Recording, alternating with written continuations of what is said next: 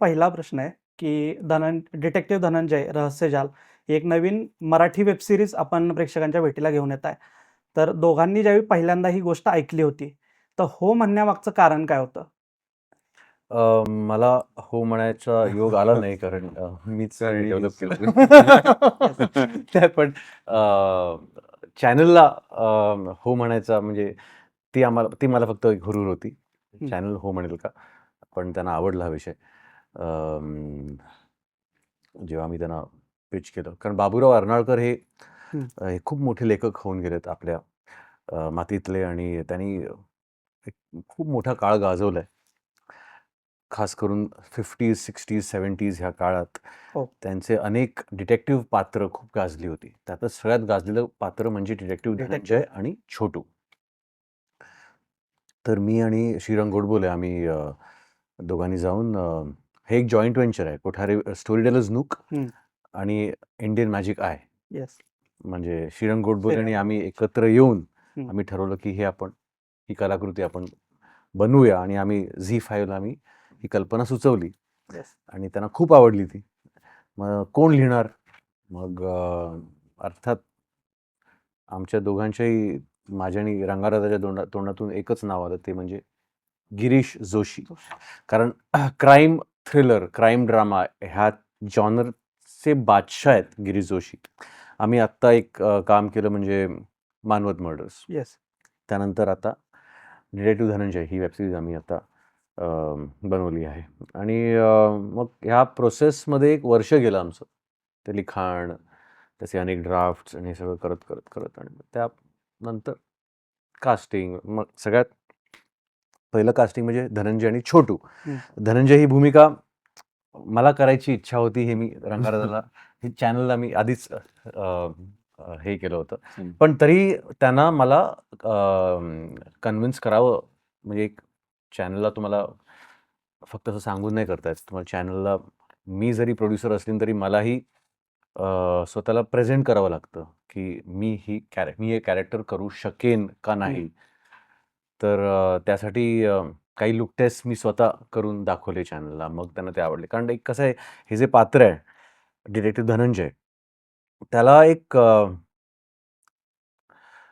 तो एक अर्थात इम्पल्सिव्ह आणि इन्स्टिंक्टिव्ह माणूस आहे, पण त्याचा एक्सपिरियन्स पण खूप आहे आणि एक मॅच्युरिटी आहे त्या कॅरेक्टरची. त्या मॅच्युरिटीमधून येणारं त्याचं नॉलेज, त्याचा अनुभव, ह्या सगळ्या गोष्टी त्याच्या पर्सनॅलिटीमधून दिसून आल्या पाहिजे. त्याचबरोबर तो एका गर्दीत मिसळणारा माणूस वाटला पाहिजे. तर ह्या सगळ्या गोष्टी त्यात आल्या पाहिजेत. आणि मी आत्तापर्यंत केलेली कामं ती थोडी ग्लॅमरस होती किंवा तर ते अजिबात चालणार नव्हतं ह्या पात्रासाठी. तो कम्प्लिटली नॉन ग्लॅमरस गर्दीत मिसळणारा चेहरा वाटला पाहिजे. कारण मगच तो गर्दीत मिसळून कसे केसेस सॉल्व्ह करतो. लोकांमध्ये जाऊन तो बहुरूपी आहे खरं तर. अनेक रूप घेतो तो आणि तो खूप सटली ते रूप्स बदलतो. म्हणजे फार असे काय प्रोस्थेटिक मेकअप नाही. तो आपोआप त्याच्या देहबोलीतून तो मिसळतो वेगवेगळ्या भूमिकांमध्ये.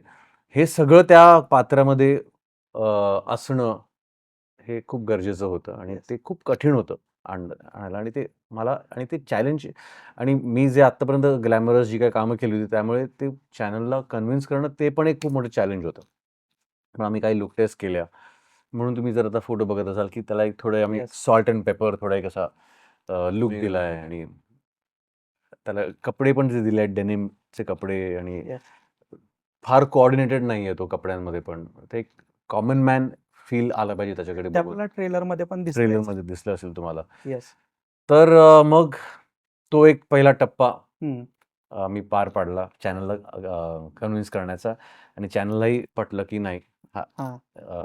आदिनाथ ही भूमिका पार पाडू शकेल. येस. मग त्यानंतर सगळ्यात मोठं चॅलेंज होतं कास्टिंग छोटू. कारण ही जोडी वर्क होणं खूप गरजेचं Yes. होतं. धनंजय आणि छोटू ही पात्र लोकांच्या म्हणजे ज्या माणसांनी ज्या प्रेक्षकांनी ती पुस्तकं वाचली अर्नाळकरांची, येस. त्यांनी त्यांचं धनंजय आणि छोटू ऑलरेडी स्वतःच्या डोक्यात त्यांनी बघितलंय. येस.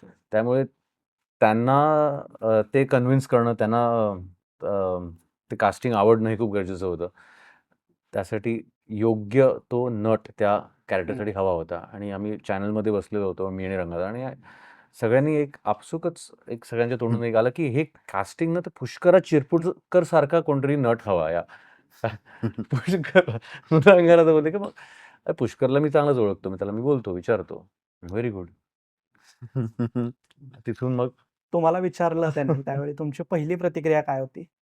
2 गमतीशीर गोष्टी मी सांगतो. एक म्हणजे पहिली गोष्ट अशी झाली होती, की मी आदिनाथला मी नेहमीच मोठा स्टार मानत आलोय आणि अ, अजूनही म्हणतो मी व्हेरी, व्हेरी हॉनेस्टली मला आयुष्यात जो झी चित्रगौरव मिळाला आहे पुरस्कार एकच तर तो मला आदिनाथ यांच्या हस्ते मिळाला आहे. तर मला I was always like I always have looked up to him वगैरे हे सगळं आहे आणि एक दिवस पुण्यामध्ये मी काहीतरी परफॉर्म करतोय म्हणजे छोटंसं काहीतरी असं असं असतं ना की कुठेतरी आपल्याला परफॉर्म करायला बोलवलेलं असतं. एक टीम असते आणि आम्ही प्रायोगिक सगळ्या ह्याच्यातले टीम मेंबर्स ते परफॉर्म करत होतो आणि त्या कार्यक्रमाला चीफ गेस्ट म्हणून आदिनाथ सर होते हां. तिथे की मी आमचं हे एवढा डिफरन्स होता.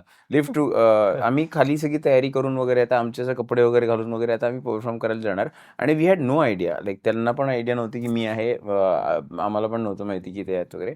लिफ्ट उघडल्यानंतर अचानकपणे आदिनाथ समोर आला आणि ही कम्स विथ म्हणजे असं एक वलय येतं त्याच्या भोवती येस. आणि ही केम विथ दॅट आणि तसं तो आल्यावर एकदम असं ही स्माइल्ड एट मी आणि मला असं की अरे कसं आहेस तू वगैरे असं इतकं केलं त्याने जस्ट असं एक की दोन दिवस आधी आमची चॅनल मीटिंग झाली चर्चा तिथे आम्ही झाली. याचं नाव पिच केलं होतं. हा तर कसं आहेस तू वगैरे तर मी म्हटलं की मी छान आहे आणि मला असं झालं की अरे हा कसं काय आपल्याशी बोलतोय वगैरे असं मी म्हटलं की मी छान आहे छान छान कसं तुम्ही कसे आहात वगैरे असं.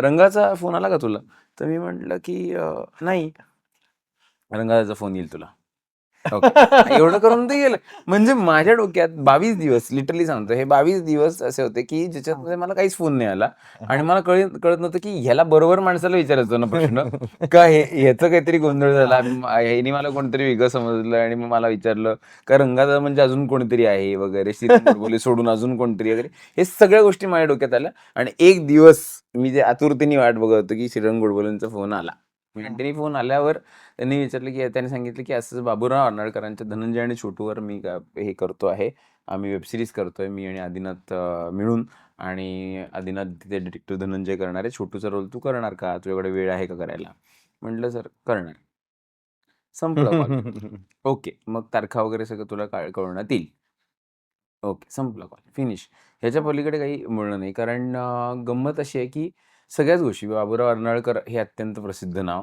अत्यंत छान गोष्टी लिहिणारं कादंबऱ्या लिहिणारं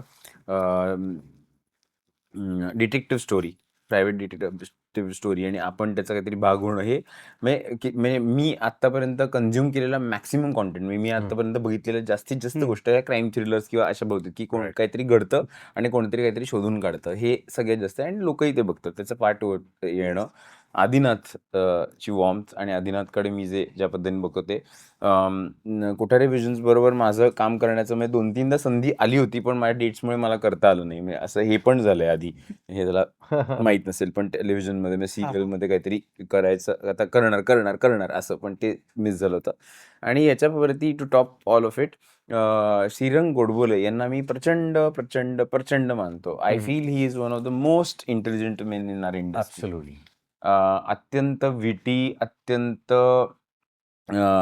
ह्युमरस अत्यंत हुशार अत्यंत अभ्यास केलेला अत्यंत चांगले विचार असणारा अत्यंत रॅशनल आणि ह्याच्या पलीकडे जाऊन एक चांगला माणूस with a very soft core is a very rare combination आपल्या स्पेशली या चित्रपटसृष्टीमध्ये आणि त्याच्यामध्ये श्रीरंग गोडबोले हे एक नाव येतं मी आत्तापर्यंत नेहमीच माझी अशी इच्छा राहिलेली आहे किंवा इच्छा असलेली रंगा सरांनी मला कधीतरी विचारावं काहीतरी फोन करून किंवा काहीतरी तर रंगा सरांनी आत्तापर्यंत 2011-12 साली मी त्यांच्याबरोबर स्किट्स डिरेक्ट करायचो. हं. म्हणजे ते लहान मुलांचे स्किट्स म्हणजे डब्बागुल नावाचा शो होता त्याच्यात मी डिरेक्ट केलं होतं. त्यानंतर मी काही अँकरिंग केलं त्यांच्याबरोबर. पण काम ते डिरेक्टर आणि मी ॲक्टर असं कधीच झालं नव्हतं. सो हे सगळं झालं तर तूच विचार कर, की मला नाही म्हणण्याचं कुठलंच कारण नव्हतं. म्हणजे हो वर हं. हो, सगळीकडनं हो, सगळीकडे हो, हो, हो, हो. आणि ह्याच्या पलीकडे जाऊन झी5 बरोबर माझं एक येस. उत्तम नातं आहेच आहे. झी हो. मराठी, झी5 याच्याबरोबर माझं उत्तम नातं आहे आणि आता तर येस. खूपच छान ते डेव्हलप झालंय.